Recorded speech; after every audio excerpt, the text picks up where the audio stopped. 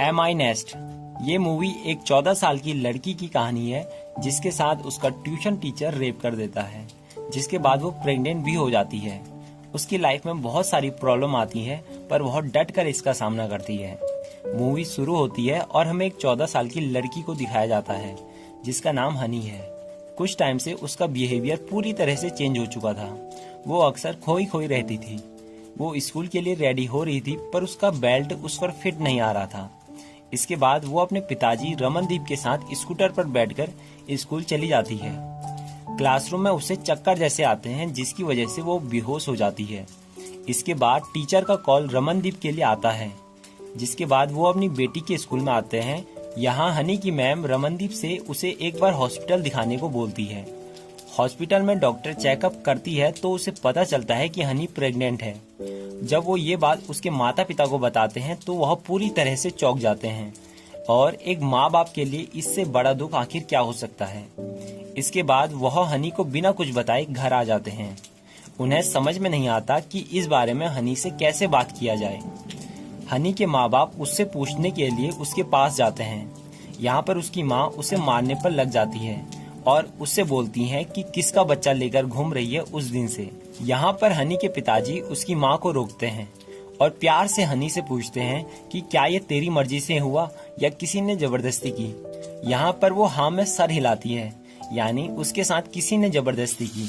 अब अगले दिन उसकी माँ उसे लेकर इलीगल ढंग से एबॉर्शन कराने के लिए चली जाती है ताकि उनकी समाज में कोई भी बदनामी ना हो। पर वो लोग बहुत ही ज्यादा पैसा ले रहे थे। इसके बाद वो वहाँ से वापस आ जाते हैं। उसके पिताजी एबॉर्शन की बात उसी डॉक्टर से बोलते हैं जिसने उसका चेकअप किया था। यहाँ पर वो डॉक्टर उन्हें कानून का सहारा लेने के लिए बोलती है और एक वकील नैना के बारे में बताती है जो उनका मदद कर सकती थी। रमनदीप नैना को घर लेकर आते हैं और उन्हें सारी बातें बताते हैं। हनी की माँ रमनदीप से बोलती है कि हमें कोई भी FIR नहीं करानी अपनी बेइज्जती।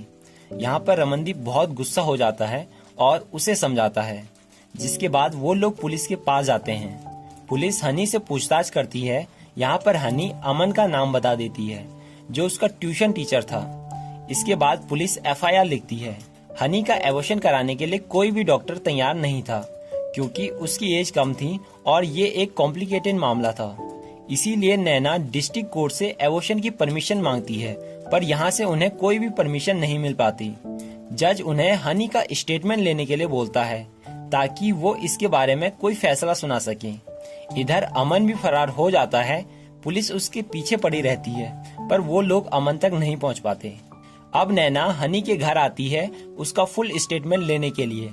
यहाँ पर हनी उन्हें बताती है कि मैं मैथ में कमजोर थी, इसीलिए मैंने ट्यूशन लगाने का सोचा और पापा से परमिशन लेकर पड़ोस में ही ट्यूशन पढ़ने के लिए चली गई। वो बहुत ही अच्छा पढ़ाते थे पर उनकी पहले से ही मुझ पर गंदी नजर थी। वो अक्सर मुझे बैड टच किया करते थे पर मुझे कभी भी इस बात का एहसास नहीं हुआ।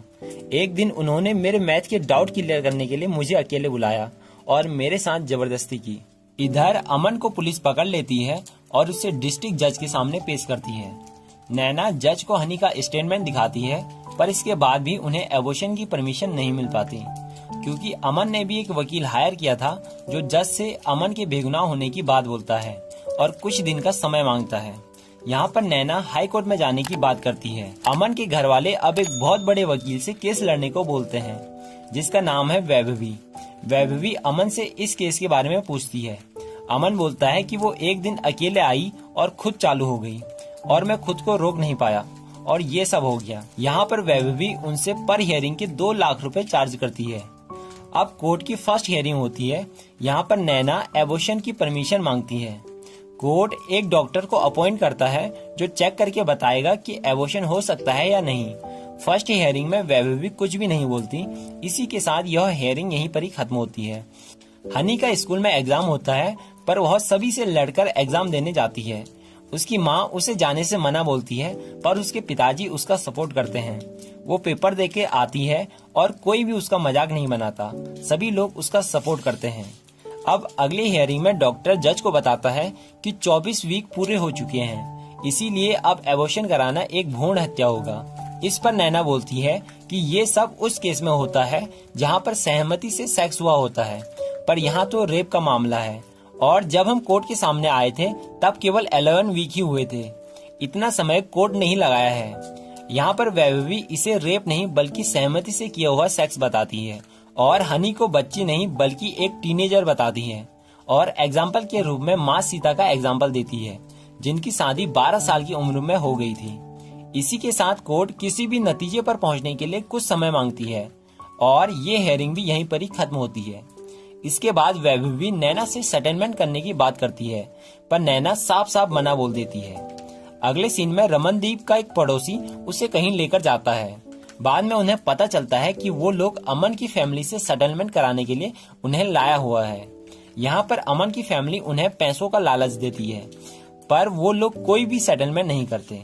अगले हियरिंग में वैभवी हनी पर आरोप लगाते हुए बोलती है कि हनी ने पैसों के लिए अमन को फंसाया है और ये सब इसके माँ बाप ने इसे करने को कहा था। वैभवी एक वीडियो भी दिखाती है जो उस समय का होता है जब अमन की फैमिली ने उन्हें सेटलमेंट कराने के लिए बुलाया था।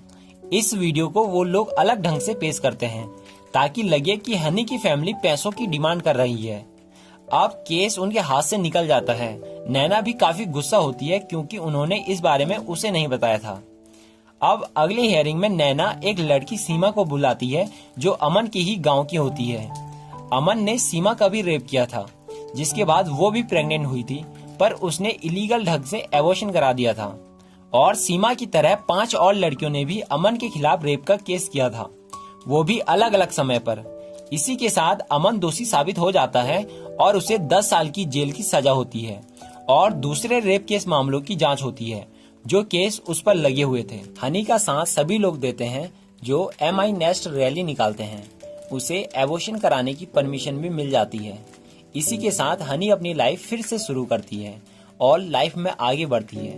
दोस्तों, अभी भी हमारे समाज में ऐसे बहुत सारे मामले आते हैं पर वह कहीं दब से जाते हैं, शायद बदनामी की डर से।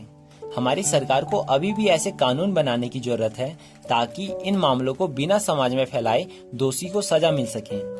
आपका इस बारे में क्या सोचना है कमेंट बॉक्स में जरूर बताएं। अगर आपको वीडियो थोड़ी भी अच्छी लगी हो तो वीडियो को एक लाइक और चैनल को सब्सक्राइब जरूर करें।